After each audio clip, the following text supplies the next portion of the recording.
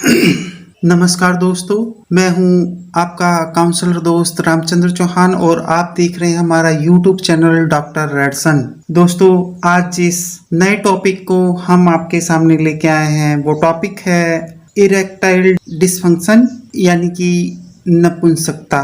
इस अंक में नपुंसकता के लक्षणों के विषय में बात करेंगे।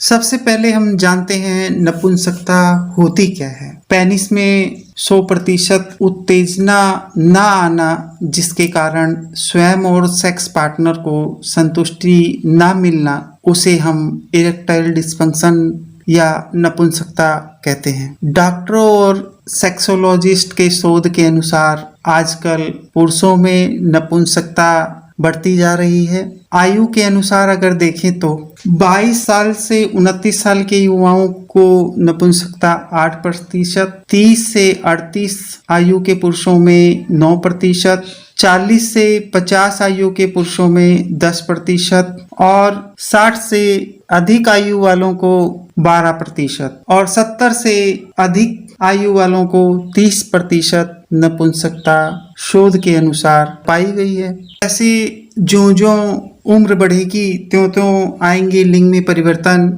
हमारा एक वीडियो है, उसको आप विजिट कीजिएगा। उसी से संबंधित जैसे जैसे हमारी आयु बढ़ती है वैसे वैसे इरेक्टाइल डिसफंक्शन का खतरा बढ़ता जाता है। लेकिन आप उम्र के पड़ाव को पूरा जैसे जैसे करते हैं वैसे वैसे सेक्स पावर में कमी आती जाती है। वैसे इसमें कोई परेशानी वाली बात नहीं होती है। आयु के साथ साथ लिंग का कठोर होना कम हो जाता है या खड़ा होना कठिन हो जाता है। अब हम बात करेंगे यहाँ नपुंसकता के इरेक्टाइल डिसफंक्शन के लक्षणों की। वो कौन से लक्षण हैं जिन्हें हमें जानना चाहिए। सबसे पहला लक्षण यही है कि पुरुषों में जो सेक्स की जो भावना होती है, वो जो फीलिंग्स होती हैं, संवेग जो होता है वो ना के बराबर होता है। पुरुष का लिंग जो है किसी भी प्रकार से उसमें उत्तेजना नहीं आती है, चाहे वो पोर्न देख के हो चाहे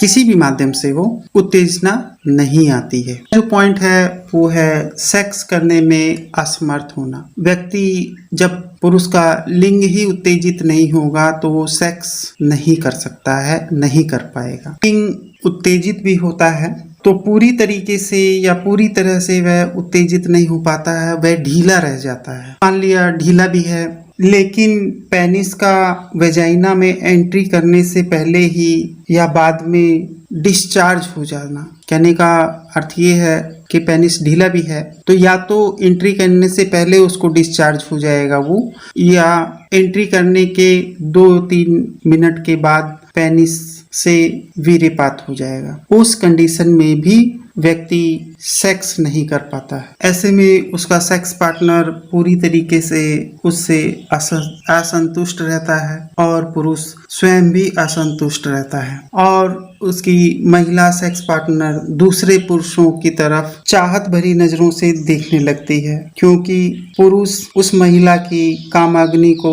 शांत नहीं कर पाता है। ऐसे में देखा गया है पुरुष का जो मनोबल होता है वो बहुत ही डाउन होता है, गिल्टी फील करने वाला होता है।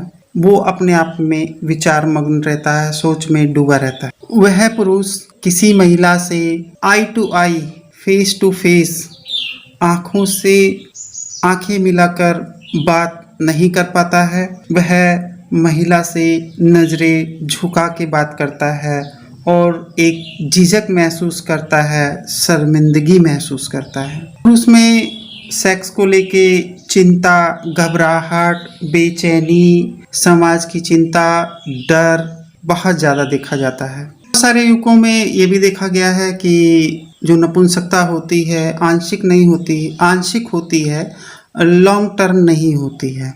उसमें एक लंबी बीमारी का इतिहास होता है। बीमारी के कारण जो कमजोरी आती है वो भी एक कारण।